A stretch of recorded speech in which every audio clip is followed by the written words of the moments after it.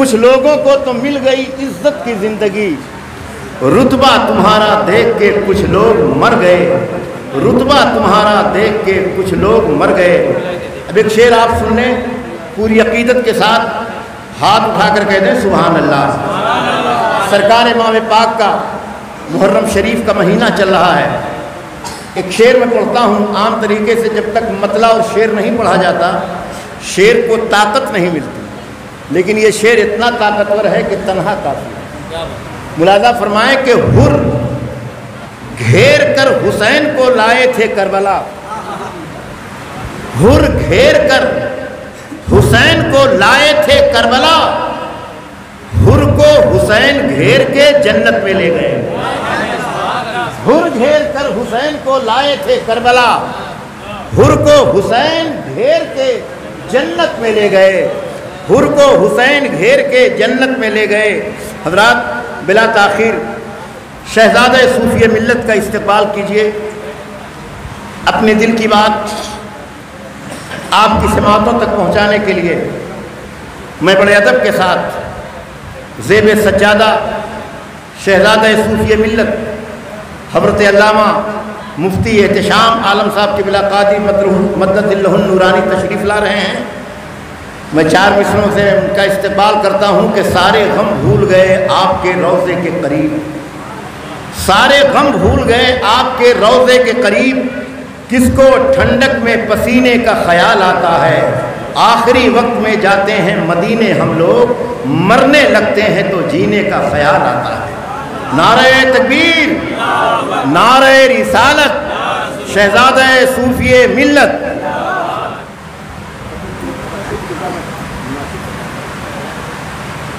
سامعین وقار السلام علیکم ورحمۃ اللہ تعالی وبرکاتہ۔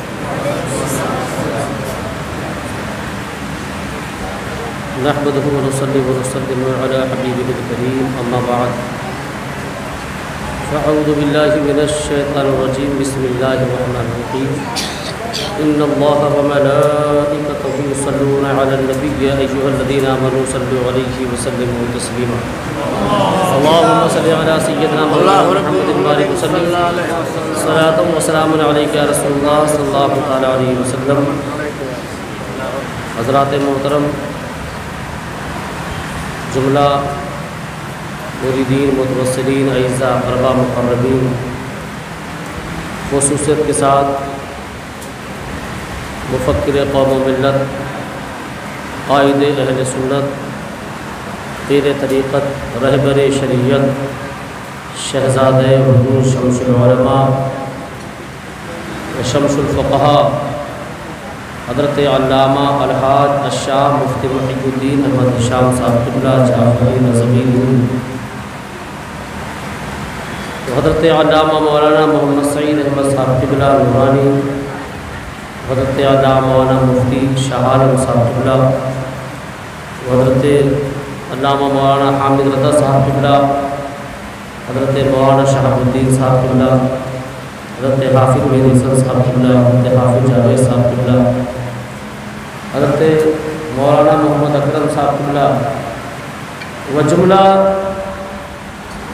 میرے علماء کرام، بزرگ ساتھیوں، اور آپ دیکھ رہے ہیں کہ نبیر حضور شمس العلماء حضرت علامہ مولانا محمد رضا صاحب قبلہ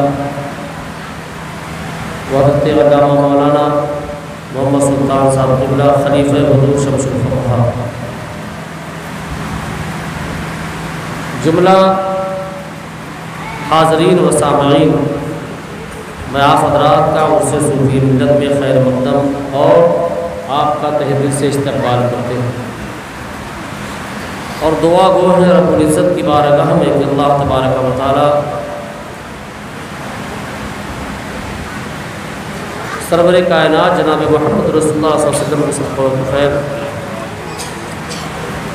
و شہدائے کربلا کے صدقہ و خیر، سیدی سرکار غوث اعظم صدقہ و خیر، مولا تعالیٰ اس تقریب سعید کو اپنی بارگاہ میں مولا قبول و عطا فرمائے، اور فیضان غوث الورا سے مالا مال ہونے کی توفیق عطا فرمائے۔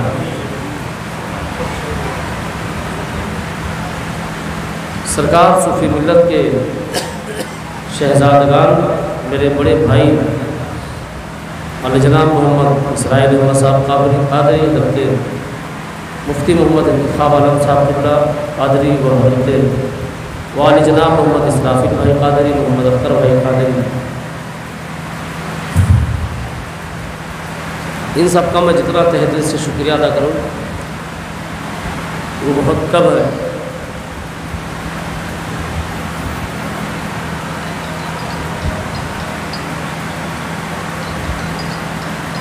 ان بھائیوں کا مجھ پر بھروسہ اور صوفیہ ملت کا ان کا ثبات میری زندگی کا سب سے بڑا ثمرہ ہے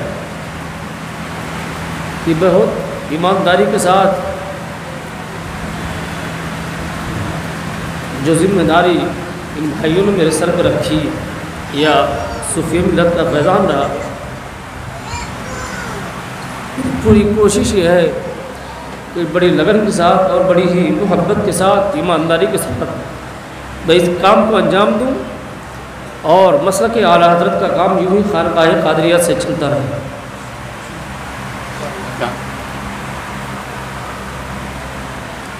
واقعی میں تو گناہ گار، سیاہ کار، خطا کار ہوں، پانچوں بھائیوں میں سب سے زیادہ نالائق ہوں، کم علم ہوں، کم سمجھ ہے، لیکن الحمدللہ ان کا ساتھ، ان کی دعائیں اور ان سبوں کی سرپرستی میرے سروں پر ہے، تو ایسا لگتا ہے الحمدللہ یہ خانقاہ میں کام دین کا چل رہا ہے۔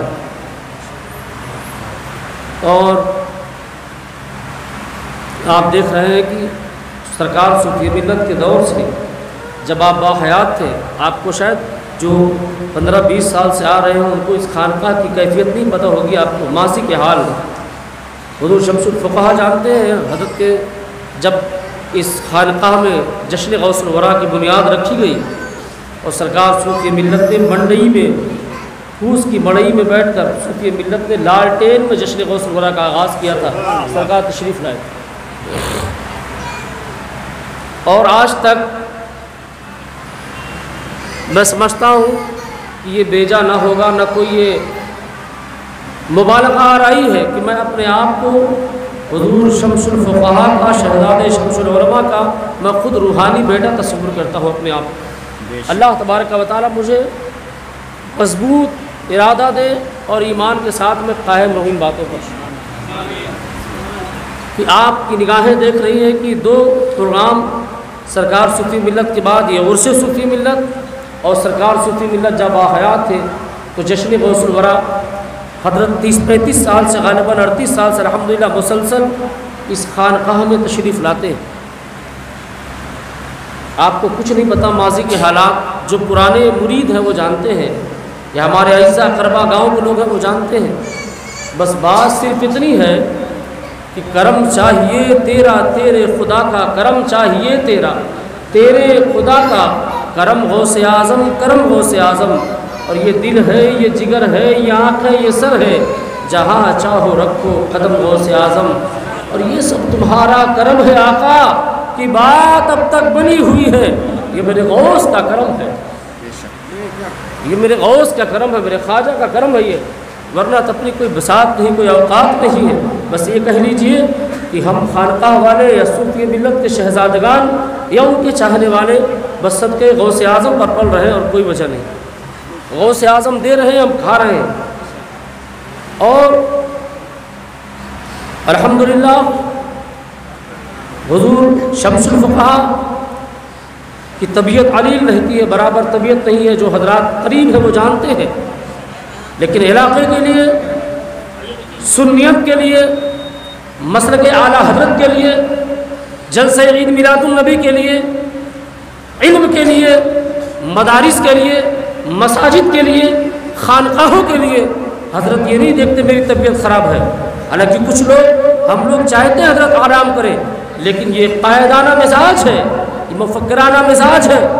اللہ تعالیٰ جب کسی سے کوئی کام لیتا ہے اس سے پہلے مولا اس کے قابل بناتا ہے۔ حضور شہزادہ شمس العلماء، حضور شمس الفقہا جب کہیں کوئی بات علاقے میں سنتے ہیں کہ وہاں دیوبندیت کا غلبہ ہے یا وہاں غیر مقلدین حاوی ہو رہے ہیں، تو میں نے انہی آنکھوں سے دیکھا ہے اور انہی کانوں سے سنا ہے کہ حضور شہزاد شمس العلماء حضور شمس الفقہاء تڑپ جایا کرتے ہیں اور رب کی بارگاہ میں دعا کرتے ہیں اللہ اس کا کوئی بدل دے دے، علاقے میں کم سے کم سنیت کا کام ہوتا رہے۔ میں نے انہی آنکھوں سے دیکھا ہے، علاج کروا کے آئے بنارس سے، ڈاکٹر نے کہا آپ کو سفر کرنا منع ہے، آپ کو قریب ہونی چیزیں منع ہے، پھر بھی آپ سفر کر رہے کس لیے؟ دین کے لیے، مسلک اعلیٰ حضرت کے لیے۔ مفکرانہ کردار جب حضرت نے دکھایا تو ہم جیسے لوگ حضرت کے غلام بننے پر مجبور ہو گئے، اور یہ حضرت یہ قائد اہل سنت ہے، اور جس طریقے سے یہ قائدانہ مزاج رکھتے ہیں، اللہ تعالیٰ ہر عالم دین کی محبت میں مولا تعالیٰ ہر عالم دین کی سیرت میں مولا ڈال دے، اور ہر کسی کے دل میں اللہ تبارک و تعالیٰ دین کی صحیح سمجھ عطا فرمائے ہر کسی کی۔ اس لیے چاہے وہ شہر جونپور ہو یا جونپور کے اطراف کے اور بھی علاقے ہوں، یا بھدوہی آپ کا سلطان پور، یا علاقے میں جو بھی جونپور کے قرب و جوار میں جتنے اضلاع ہیں 5-7 ضلع، الحمدللہ وہاں کوئی بھی کام اگر سنیت کے لیے ہے تو حضور شہزاد شمس العلماء تشریف لے جاتے ہیں۔ آپ یقین جانیے جب آپ علماء کے قریب ہوں گے تبھی آپ ان کے فیضان سے مالا مال ہوں گے۔ آپ اپنے علاقے کے مساجد، جو آپ کی مسجدیں ہیں، جو آپ کا امام ہے، آپ اس امام کو اپنا قائد سمجھیے، اپنا رہبر سمجھیے، اپنا لیڈر سمجھیے۔ افسوس تو تب ہوتا ہے جب 4-5 ہزار دینے میں ہمارے مومن و مسلم بھائی اپنی مسجدوں کے امام کو دینے میں کتراتے ہیں اور کہتے ہیں صاحب 5 مہینے تک ہم تنخواہ کی وصولی نہیں کر سکے۔ میں اس لیے بات کہہ رہا ہوں، علاقے کے عنقریب گاؤں کے لوگ اور ائمہ مساجد بھی یہاں حاضر ہیں، میں یہ بات نہیں کہنا چاہتا ان کے اماموں کے منہ پر کہ ان کی تعریف کرنا چاہتا ہوں، میں آپ کو احساس دلانا چاہتا ہوں کہ آپ کا بیٹا کلر اور رنگر اور مفتی کے برانڈڈ کپڑے پہن رہا ہے، آپ اپنے بیٹے کو 20,000 کا موبائل دلا رہے ہو۔ کبھی آپ نے سوچا کہ جو آپ کی مسجد کا امام ہے، جس کے پیچھے آپ 5 وقتہ نماز پڑھ رہے ہو، جو آپ کا مقتدا ہے، جو آپ جس کے پیچھے نماز جمعہ ادا کر رہے ہو، جو آپ کے ہاں نماز آگے، جو آپ کے ہاں اذان آپ کے بچوں کے کان میں دے رہا ہے، جو آپ کی نماز جنازہ پڑھا رہا ہے، آپ نے دھیان دیا اس کے اوپر کیا تکلیف ہو رہی ہے، آپ نے دھیان دیا اس کا گھر کا خرچہ کیسے چل رہا ہے۔ یہ آپ پر ضروری ہے جب آپ اپنے عالم کی عزت کریں گے اور آپ اپنے اماموں کی عزت کریں گے تو آپ کی نماز صحیح ہوگی، ورنہ جو 3-4 ہزار روپیہ جن اماموں کی تنخواہ آپ دیتے ہیں وہ کچی اور پکی تعویذ میں لگ جائے گا، جب علاقے میں بندش میں لگ جائے گا تو نہ آپ کی نماز ہوگی، نہ آپ کے ہاں کوئی علاقے میں کام ہوگا۔ آپ چاہتے ہو تعلیم اچھی ہو، آپ چاہتے ہو آپ کی مسجد میں امامت اچھی ہو، آپ چاہتے ہو آپ کے ہاں وہ دونوں سنیت اور تبلیغ کا کام کرے، تو آپ اس کے جیب کا خیال رکھیے اور اس کے بچوں کا خیال رکھیے۔ آپ سے پوچھا جاتا ہے آپ کیا کرتے ہو تو آپ کہتے ہو میں ڈرائیور ہوں۔ کتنی تنخواہ پاتے ہو؟ 12,000 پاتے ہو۔ کتنی ڈیوٹی دیتے ہو؟ 12 گھنٹہ دیتے ہیں، پھر بھی تم آئے دن برائی کرتے رہتے ہو، آئے دن برائی کرتے رہتے ہو۔ کمپنی والے ہڑتال کر رہے ہیں، فلاں ایجنسی کے لوگ ہڑتال کر رہے ہیں۔ کبھی آپ نے اپنے امام سے سوچا، آپ نے امام کے بارے میں سوچا، اپنے امام کے بارے میں پوچھا امام سے، حضرت آپ کو 6,000 دیا جاتا ہے اور 4,000 تنخواہ بھی آپ کو روک لی جاتی ہے، 6 مہینے تک آپ کا گھر کیسا چل رہا ہے؟ اگر امام آپ کی برائی کرنا شروع کر دے تو آپ فتویٰ لینے مدرسہ حنفیہ پہنچ جاتے ہو، حنفیہ معینیہ پہنچ جاتے ہو، دارالعلوم اجازت العلوم پہنچ جاتے ہو۔ حضرت اگر امام چغل خوری کرے تو اس کے پیچھے نماز ہے کہ نہیں ہے؟ سنو، قرآن کا جو حکم ہے، شریعت کا مطلقاً جو حکم ہے وہ ہر مومن اور مسلم کے لیے ہے، ضروری نہیں عالم ہے تو اس کے لیے الگ حکم ہے، جاہل مومن ہے تو اس کے لیے الگ حکم ہے، حکم سب کے لیے برابر ہے۔ تم کسی کی برائی کرتے ہو تو تمہیں کچھ نہیں لگتا، امام اپنی تکلیف بیان کر دے تو آپ کو لگتا ہے کہ وہ برائی کر رہا ہے۔ نہیں، سوچو، درد رکھو اپنے اماموں کا، درد رکھو اپنے اماموں کا۔ آپ جب امام کے ہاں نماز پڑھنے جائیں مسجدوں میں، اگر 10 روپیہ ہاتھ میں لے لے جمعہ کرو اور 300 نمازی اگر امام سے مل لیے تو 10 روپیہ لے کر، تو آپ کا بچہ 20 روپیہ روزانہ چائے اور پانی کے دکان پہ خرچ کر دیتا ہے۔ آپ کا بچہ چیز لے کر 10 روپیہ میں کھا لیتا ہے، آدھی پھینکتا ہے۔ لیکن سنو، اگر 10 روپیہ تم نے اماموں سے ہاتھ ملا لیا ہے تو تمہارا وہ 300-3,000 روپیہ امام کی اتنے کام آئے گا کہ آپ کو امام مسجد میں کھڑا ہو کر دعا دعا دے گا.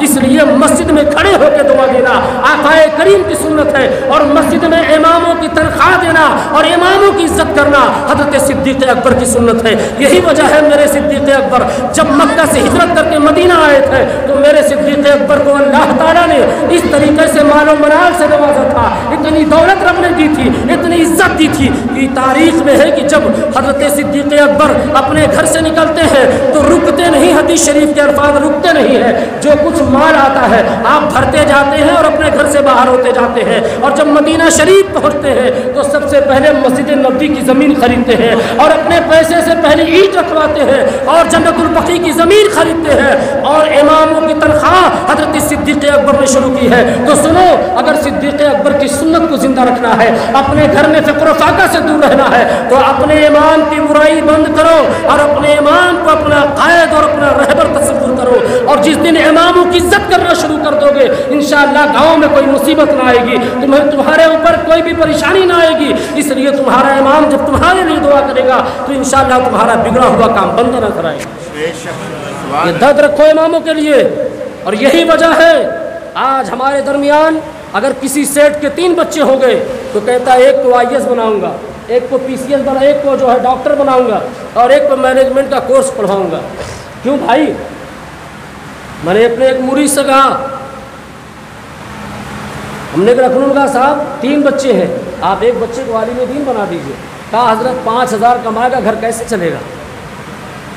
میں اس دن سمجھ گیا کہ اگر کوئی ایسا رول نکل جائے کہ مفتی کی تنخواہ 1 لاکھ, علامہ عالم کی تنخواہ 50,000, حافظ قاری اور عالم ہو اس کی تنخواہ 50,000, اور اگر صرف حافظ ہو تنخواہ 25,000, تو پوری قوم مسلم حافظ عالم مفتی بنانے کے لیے ہو لگا دیں گے مدرسے. بتائیں, آپ نے دین کو پیسے سے تولا ہے, آپ نے علم کو پیسے سے تول رکھا ہے. سنیے, علماء بیٹھے ہیں, علماء کرام موجود ہیں, تقریر کرنا مقصد نہیں, آپ کو ذہن دینا مقصد ہے. علماء کرام موجود ہیں یہاں. اگر بادشاہ کے سر سے تاج اتار لیا جائے اور بادشاہت کی کرسی چھین لے جائے, کیا اسے آپ بادشاہ کہو گے؟ نہیں کہو گے. کیوں؟ اس لیے کہ جو اس کی نشانیاں تھی وہ آپ نے چھین لی. اور کوئی عالم دین ہے, آپ نے مسجد سے نکال دیا, مدرسے سے نکال دیا. مفتی صاحب ہیں تو مفتی صاحب رہیں گے, قاری صاحب ہیں تو قاری صاحب رہیں گے. کیوں؟ اس لیے کہ وہ شخص نہیں, وہ شخصیت ہے. جس دن آپ یہ سوچ لو گے کہ جو بچہ حافظ قرآن جس کو ہم بنانا چاہتے ہیں تنخواہ 10,000 پائے گا, اس سے کیا ہوا؟ کم سے کم جنت میں لے کر ٹکٹ تو جائے گا ہمارے لیے. اگر عالم باعمل کسی کا بیٹا ہو گیا یا حافظ قرآن ہے, باعمل حافظ قرآن ہے, تو انشاءاللہ اپنے ماں باپ کو جنت میں لے جانے کے لیے وہ کافی ہے. تو سیٹوں سے گزارش, اپنے بچوں کو عالم دین بنائیے, تب کہیے گا حضرت 5,000 میں تنخواہ دے رہے ہیں, کیا پورا ہو رہا ہے کہ نہیں ہو رہا. تو حضور شمس الفقہا تشریف فرما ہے, اور حضور شمس الفقہا ہر اس عالم کے لیے دعا کرتے ہیں, اس عالم کی تائید کرتے ہیں جو مسلک اعلیٰ حضرت پر چلتا ہے اور مسلک اعلیٰ حضرت کا کام کر رہا ہے. اس خانقاہ کو یا ہمارے علماء کو یا اطراف کے ان میں مساجد کو یا ہمارے علاقے کے علماء کو اس علماء سے محبت ہے, اس عالم سے محبت ہے, اس مسلم و سنی مسلمان سے محبت ہے جو مسلک اعلیٰ حضرت کا ماننے والا ہے اور سنی صحیح العقیدہ مسلمان ہے. جو اعلیٰ حضرت کے مسلک سے بھٹک گیا گویا ہمارا اس سے کوئی رشتہ نہیں. حضور شہزادہ شمس العلماء سے اسی کا رشتہ مضبوط ہوگا جو مسلک اعلیٰ حضرت کا چاہنے ماننے والا ہے. کوئی امام دیوبندی کا بھی نکاح پڑھا رہا ہے, سنی کا بھی نکاح پڑھا رہا ہے, ان کی بھی نماز جنازہ میں شرکت کر رہا ہے, ان کے بھی نماز جنازہ میں شرکت کر رہا ہے. فتح رضویہ میں اعلیٰ حضرت فرماتے ہیں کہ وہ مسلمان ہی نہیں ہے, وہ کیا ہے؟ وہ کافر ہے. اور جو ان سے بھی خلط ملط رکھے تو من شک فی کفری و عذاب فقط کفر, جو ایسے کے کفر میں اس کے عذابی ہونے میں شک ہے تحقیق کی وہ بھی کافر ہو گیا. لوگ کہتے صاحب حکمت عملی سے کام کر رہا ہوں, اس سے کیا ہوا؟ ارے آج ہے کل ہو جائے گا. اعلیٰ حضرت نے فرمایا یقین جان لو وہ نہیں ہوگا. کیوں؟ ختم اللہ علی قلوبہم وعلی سمعہم وعلی ابصارہم, कट्टर बनिए, सही बनिए, सालिम रहिए, अक्ल सलीम अल्लाह ने आपको दिया है। यही बात अगर थी तो सिद्दीक़ अकबर अपने शहजादे से क्यों किए दूरी। इसलिए मैं बड़ी बात नहीं कहना चाहता हूँ, इतनी बात कहना चाहता हूँ, हमारे इलाके के जो इमाम मसाजिद हैं, जो उलमा हैं, मैं आपसे दस्तबस्ता गुजारिश करना चाहता हूँ, आप इन चीज़ों से परहेज़ करिए, वरना न हमसे आपका रिश्ता होगा, न आपका मुझसे रिश्ता होगा, न हुजूर शम्सुल फुक़हा से कोई रिश्ता होगा। आप एक बनिए, नेक बनिए। जब आप पिलपिले मौलवी बनेंगे, जब आपके ईमान खिचड़ी जैसा आपका ईमान होगा, आपका अक़ीदा खिचड़ी जैसा होगा। नहीं, ये वेजिटेरियन है, ये ऐसा वेज पुलाव है, इसमें जितनी सब्जियां हैं सब डाल दो, सब सही है साहब। नहीं, आला हजरत के चाहने वाले आप हैं, गौसे आज़म के शहदाई आप हैं, आक़ाए करीम सल्लल्लाहु अलैहि वसल्लम के आशिक आप हैं, तो आपको टीटीएस बन के रहना है, सुन्नी सही अक़ीदा मुसलमान बन के रहना है। अगर आपने अपना अक़ीदा गड़बड़ किया तो गोया आप मुसलमान नहीं रहेंगे। अच्छी तरह ये बात समझ लीजिए। इसलिए अगर कोई मौलवी कहीं किसी का निकाह पढ़ाता है तो आप उसका बाइकाट करिए। ऐसा नहीं है बड़ा अल्लामा है तो कुछ नहीं, अल्लामा होंगे, इल्म अपनी जगह है, अमल अपनी जगह है। सरकार आला हज़रत ने फरमाया कि अगर कोई आलिम कोई भी खल्त मल्त करता है या सुन्नी आलिम अगर किसी का जानबूझकर किसी देवबंदी अहले हदीस की नमाज जनाजा पढ़ाता है तो लिहाजा उस पर तौबा वाजिब है, वो तौबा करे। और अगर वो शादीशुदा है दोबारा निकाह करे और लिहाजा तजदीद बैअत भी करे, तब उसके पीछे नमाजें होंगी, वरना नमाजें जितनी आप पढ़ेंगे जानबूझकर सब वाजिबुल इबादा है। मैं हुजूर शम्सुल फुक़हा की बारगाह में गुजारिश करता हूँ कि सरकार तशरीफ़ लाएँ और अपने नूरानी व हक़ानी बयानात से हम तमाम सामईन के दिलों को मुनव्वर मुजल्ला फरमाएँ। इसलिए कि हज़रत जब भी गुफ्तगू करते हैं तो हम खादिमों को, ग़ुलामों को कुछ सीखने का मौका मिलता है। इसलिए कि अल्हम्दुलिल्लाह इल्मी कैफियत आपको क्या बयान करूँ, मैंने हज़रत से मुल्ला हसन पढ़ी है और बरेली शरीफ मंदिर इस्लाम के जो प्रिंसिपल हमारे रहे हज़रत अल्लामा मौलाना नईमुल्लाह खान साहब क़िबला, जो अल्हम्दुलिल्लाह ख़ुद अपने वक्त के इमामुल मंतिक़ वल फ़लसफ़ा हैं, अपने बेटे मौलाना फ़ज़ल उर्फ़ बाबू मियाँ जब वो खामसा में थे तो मुझसे बारहा मौलाना नईमुल्लाह खान साहब क़िबला मदसिल्लहुल नूरानी हज़रत ने बारहा मुझसे कहा कि शहज़ादा शम्सुल उलमा हुज़ूर शम्सुल फुक़हा मुफ्ती मुहियुद्दीन अहमद हिशाम साहब क़िबला जाफ़री रज़वी से आप बात करिए कि मेरे बेटे को मंतिक पढ़ा दे। अल्लाह मंतिक पढ़ा दे। मैंने कहा हुज़ूर, दिल में सोचा हुज़ूर शम्सुल फुक़हा ना तो बरेली तशरीफ़ ले जाते हैं, ना तो मंज़र इस्लाम में पढ़ाया, जामियातुर रज़ा तो अभी जल्दी कायम हुआ, ना मज़हर इस्लाम में पढ़ाया, ना जामिया रज़विया नूरिया बाकर में पढ़ाया। हज़रत के इल्म के बारे में इन्हें पता है। अल्लाह अकबर। तो पता चला साहब ये ऐसा चिराग है, जो ऐसा चिराग है जो दूर से ही जल रहा अल्हम्दुलिल्लाह, और जो उस चिराग में चिराग की रोशनी चाहते हैं वो रोशन हो जाया करे। तो हमने हज़रत से कहा ठीक है। शहज़ादे हुज़ूर शम्सुल उलमा 2003 में जब मंज़र इस्लाम आए तो बरेली शरीफ के दारुल इफ्ता में हज़रत ने कुल शरीफ इमाम अहमद रज़ा ख़ान अलैहि रहमत व रिज़वान के मौके पर, जब मैं उस वक्त मंज़र इस्लाम के दारुल इफ्ता में था तो उस वक्त भी हज़रत से हमने कहा और आकर मौलाना खान साहब ने मुलाकात की आपसे, और उन्होंने एक शर्त लगाई कि हज़रत मेरे बच्चे को आप अलग से खाना देंगे और अपने मकान पर रखेंगे। हज़रत ने कहा वक्त मिलने पर पढ़ाने की ज़िम्मेदारी तो लेता हूँ और सबों की ज़िम्मेदारी नहीं है, जहाँ सब तलबा रहते हैं वहीं रहेंगे। इसलिए बात तो ग़ुलाम की है, खादिम की है, बात बढ़ जाएगी। आपको बताऊँ आलिम की जो शान है, आलिम का जो मर्तबा रुतबा है, तो ये हमें सिखाया हुज़ूर शम्सुल फुक़हा ने। हज़रत मौलाना शाह आलम साहब क़िबला हैं, मौलाना हामिद रज़ा साहब क़िबला, बहुत सारे हमारे दोस्त अहबाब हैं जो मदरसा हनफिया में पढ़ चुके हैं। हज़रत जब माशाअल्लाह 30, 35, 40, 45 साल के थे तो सबको पता हज़रत का रोब दबदबा क्या था। इसलिए मैं अक्सर अपने इलाके के उलमा से कहता हूँ कि अपना रोब दबदबा बनाने का मतलब ये नहीं है कि आप किसी पर कायम रखिए, इसका मतलब इल्मी आप अपना मकाम बरकरार रखिए। जब इल्मी मकाम बरकरार रखेंगे तो जाहिल से आपकी दोस्ती ना होगी, आलिम से दोस्ती होगी। इसलिए किताबों में लिखा है आलिम के लिए ज़रूरी है अपने कमरों को وہ کسی اور سینری سے نہ سجائے، سجانا ہے تو حدیث شریف رکھ لے، فتاوی رضویہ رکھ لے، قانون شریعت رکھ لے، بہار شریعت رکھ لے۔ یہی وجہ ہے جب آنے والا آپ سے مسئلہ پوچھنے آئے گا تو پہلے ان کتابوں کو دیکھے گا، سوچے گا ساری کتاب جب مفتی صاحب پڑھ رکھے ہیں تو مفتی صاحب کے علم کا عالم کیا ہوگا۔ تو وہ آپ انشاءاللہ کبھی اطمینان سے موقع ملا تو میں آپ کو بتاؤں گا علمی مقام حضور شمس الفقہاء کا کیا ہے۔